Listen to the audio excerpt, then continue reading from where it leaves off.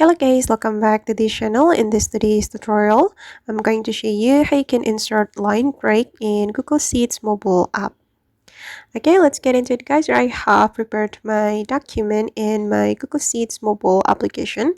And for example, I'm going to add line break to this cell, this B1 cell. First thing first, we need to click on the cell like this, and you have to go to this section, tap on it, and you have to tap and hold until this option appear on your screen, and you can simply click on insert line break. Okay, and I'm just going to type in tags, just type in random tags, and let's practice it one more time. So I'm going to insert line break in the cell, so we can tap and hold and then insert line break. Oops, sorry.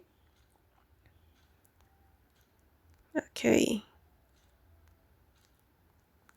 Alright guys, and that's all the way to insert line break in Google Sheets mobile app. I hope this tutorial will be useful for you. Thank you so much for watching, and see you in the next video.